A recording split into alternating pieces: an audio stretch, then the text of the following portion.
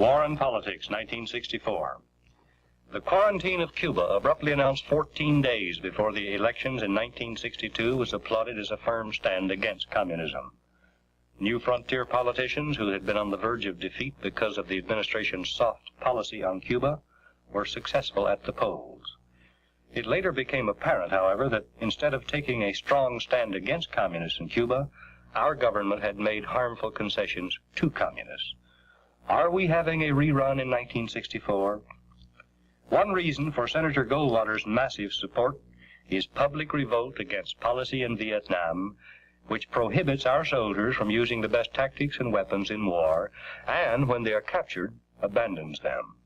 This policy has not been altered, but retaliation by American ships is being applauded as a firm policy. That is a summary of my report on War and Politics, 1964.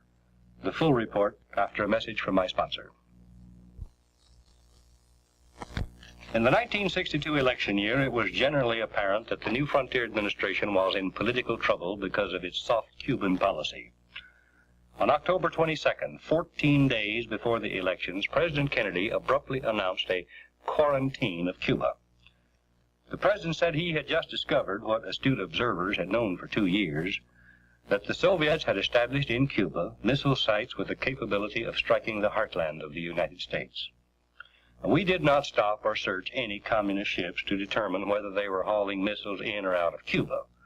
We made no on-site inspections to determine that missiles had been removed. We merely took Khrushchev's word that the missiles were being removed. On October 29, Arthur Sylvester, Assistant Secretary of Defense for Public Affairs, admitted that the administration was giving the public false information about Cuba. He called this practice proper management and control of the news. Nonetheless, the administration was widely praised for taking a firm stand in Cuba and forcing Khrushchev to back down. The attitude of the voting public was affected. New Frontier senators and representatives who had been on the verge of political defeat were successful in the general elections of November 6. 14 days after the elections, the president announced that the Cuban quarantine was being lifted immediately because Khrushchev had promised to take offensive weapons out of Cuba. There was no hint in the president's tone or words about the reliability of a Khrushchev promise, although 14 days before the election, when announcing the quarantine, the president had called Khrushchev a liar. Later, the obvious became apparent to all willing to face facts. Instead of taking a strong stand against communism in Cuba, our government had made harmful concessions to communism in exchange for saber-rattling that had had a well-timed effect on American elections. Are we having a rerun in 1964? In May of the general election year 1964, the Hearst Headline Service distributed from Fort Bragg, North Carolina, a news story which said, quote, 7 of the U.S. Army's elite Special Forces soldiers are prisoners of the Red Guerrillas in South Vietnam, and there is no evidence of any effort to rescue them. The soldiers are being paraded through villages as prizes of war. They're being led by ropes tied about their necks. Hope for all 7 fades with each day of the brutalizing indignity. 2 were captured in October, 4 in November, and 1 in March. It is an old communist trick used by them on other Americans captured in Laos. It is calculated to break a man physically and psychologically. There is bitterness and grumbling among Special Forces soldiers here about a reported refusal by higher authority to let their comrades in Vietnam carry out a rescue strike mission to save those men whose whereabouts are known. One young Special Forces veteran who spent 6 combat-filled months in Vietnam put it this way: if we don't go grab those guys out of the bag, they're going to die, and their death will be on the hands of all Americans. I'd gladly fly back out there right now to help get them.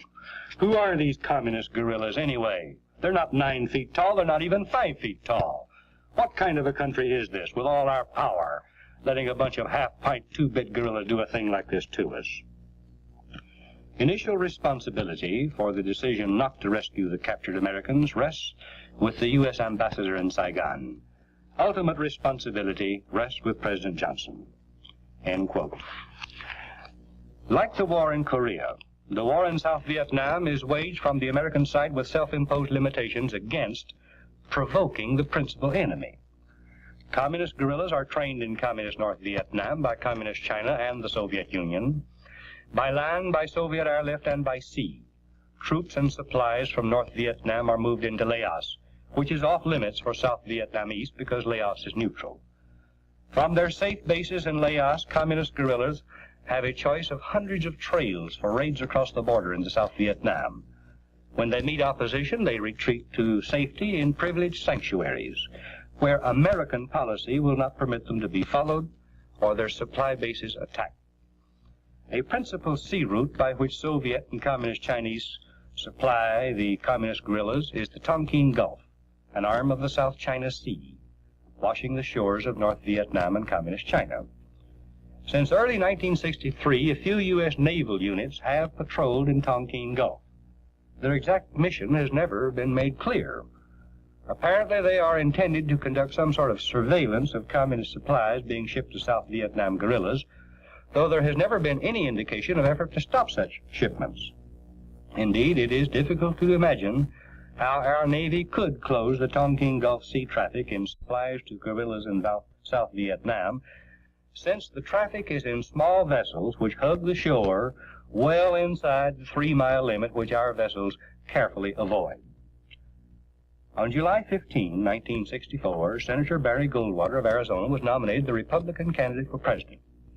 One of many reasons for Goldwater's massive public support is that millions of Americans are sick of the policy initiated by Truman in Korea and continued by Eisenhower, Kennedy, and Johnson, which involves our sons in foreign wars, prohibits them from using the best tactics and weapons to win the wars, and when they are captured, abandons them to humiliation, torture, and death.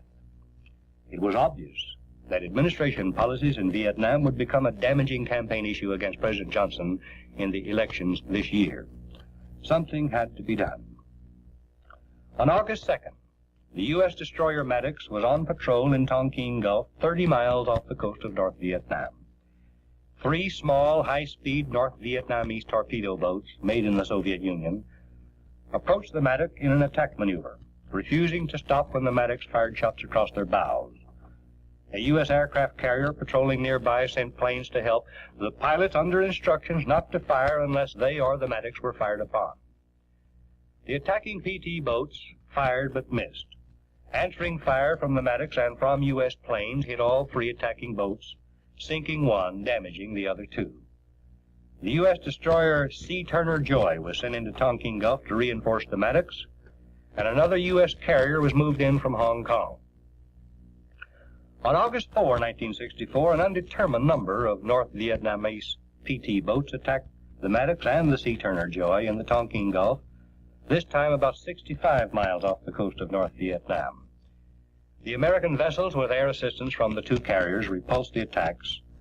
On specific orders from President Johnson, American planes attacked North Vietnam shore installations, destroying 4 PT boat bases, approximately 25 PT boats, and 1 major oil storage facility. 2 U.S. planes were shot down. 1 pilot was presumed dead, the other presumed captured. On August 7, both houses of Congress, at the request of President Johnson, passed a resolution approving the President's action and endorsing future use of all necessary measures in the area. Political observers concluded that the Tonkin Gulf affair had dampened the major Republican issue in the forthcoming presidential election. A member of the House of Representatives Republican Policy Committee who voted for the resolution said, "Mr. Johnson has done it to us again," end quote. The only 2 votes against the resolution were cast in the Senate by Senator Wayne Morse of Oregon, who said the resolution gave President Johnson blanket authority to wage war, and by Senator Ernest Gruning of Alaska, who said, "All Vietnam is not worth the life of a single American boy." I, a constitutional conservative, must agree with these 2 ultra-liberal Democrat senators, whom I have hardly ever agreed with before. Congressional passage of the Southeast Asia resolution to display American unity was a dreadful mistake. If our performance in 3 major wars of this century has not proved to the world that this country will unite despite politics to fight a war, certainly no resolution of Congress will prove it. The important thing for this country is to avoid war. We cannot avoid war, whether we do get tough or remain soft about communist aggressions and atrocities, if we continue the policy of world meddling, saddling this nation with the responsibility of defending all other nations. Many do not want to be defended. They accept our defense merely because their ruling cliques are growing rich on our money, or using it to keep themselves in power, or because military assistance to some compels others to arm themselves with American equipment. None of them, however, none of them would ever use what we give them to fight communists if we again become involved in a major war with a major communist power.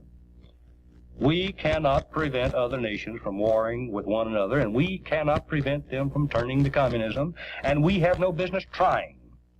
We could keep our own nation out of war, however, if we would maintain such national defense that none would dare to touch us, and if we would return to the traditional American foreign policy of benign neutrality, which George Washington laid down in 1796.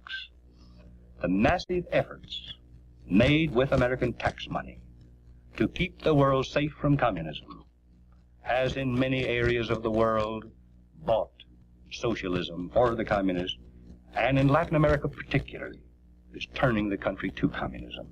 Goodbye. God bless you. For the documented text of this broadcast, send 25 cents to Dan Smoot, Dallas 14, Texas, and ask for 469, War and Politics, 1964. 6 copies, $1.